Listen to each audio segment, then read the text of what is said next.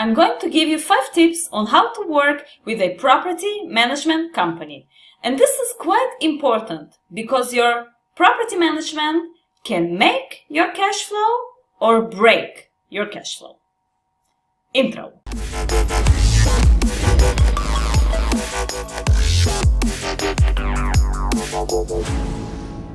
Hi everyone, I'm Lady from Lady and Jackhammer. And today I'd like to discuss a controversial matter called property management company. I have properties in Indiana, Ohio, and I used to have in Florida as well. I've also bought tens of properties for other investors, and I have been dealing with management companies a lot. Now, I am a long-distance investor, and I actually don't want to manage a property by myself. I do want to use a management company. Yet my conclusion at the moment is, can't live with them, can't live without them. A good management company will provide you a steady rent income and a peace of mind. While with a lousy management company, you might not see rent for months and go through some stressful times while dealing with them. I was about to make this video much later, but then yesterday, all of a sudden, I remembered that this one property manager I'm working with did not answer my email for 11 days, did not send me an owner statement, and hasn't wired any rent funds since March.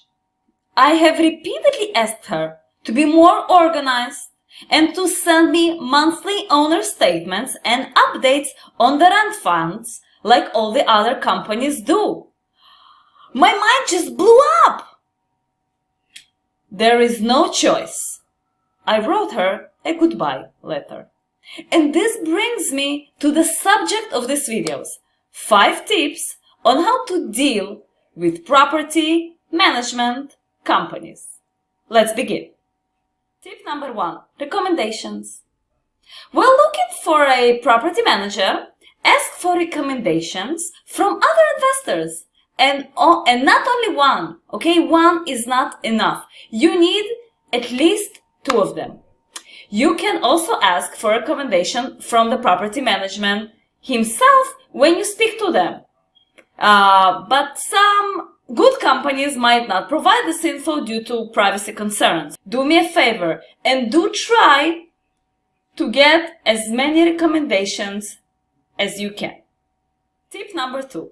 Read the management contract carefully.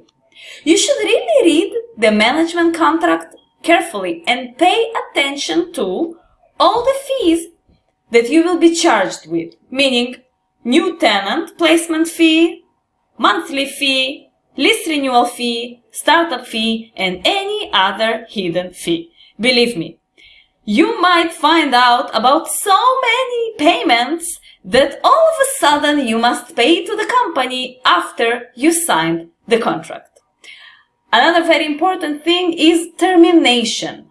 Okay, you must know for how long the contract is and if there are any penalties for leaving before the end of term.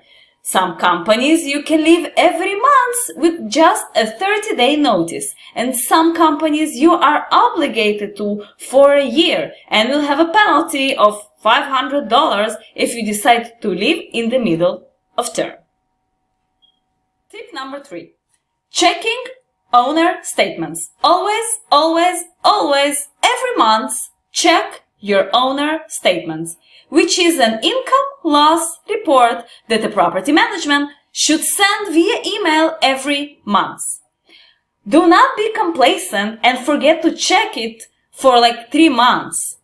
Okay, you must always be aware of what's going on in your property and what kind of income and expenses there is every month. You don't want to find out 3 months later that the tenant stopped paying rent and still living at your place, or that the pipe has burst under the 2nd floor restroom and the repairs were $4,000.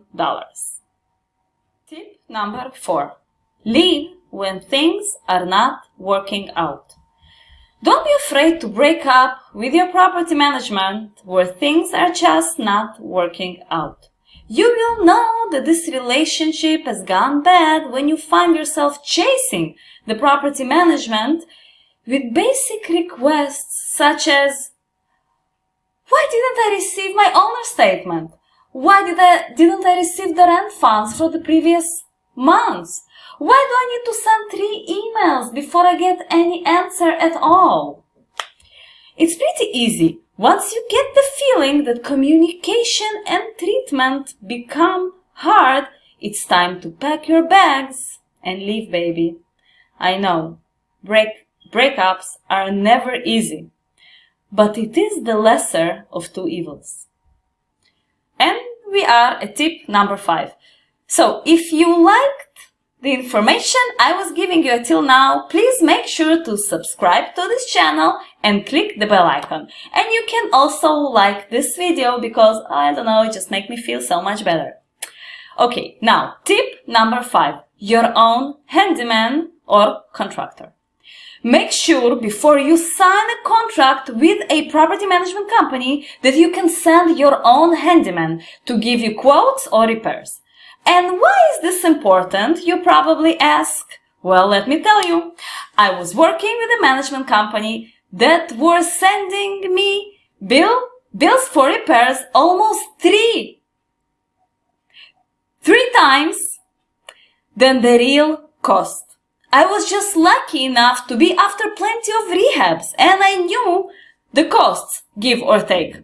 For installing a water heater, they quoted me $1,200. Well, I sent over my handyman and the real price is $650.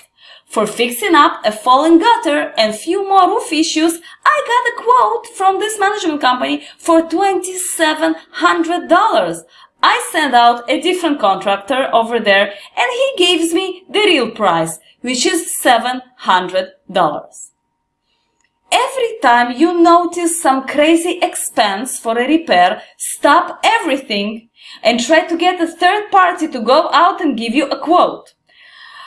Another thing, these companies might make it hard for you to send someone of your own with different rules and regulations. So in order to prevent these issues ahead, make sure to ask and check how it works before signing the management contract with that company.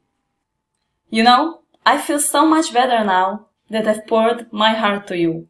Thank you for listening.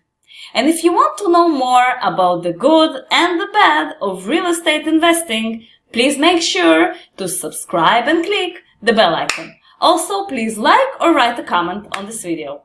Thank you for watching, and I will see you next time.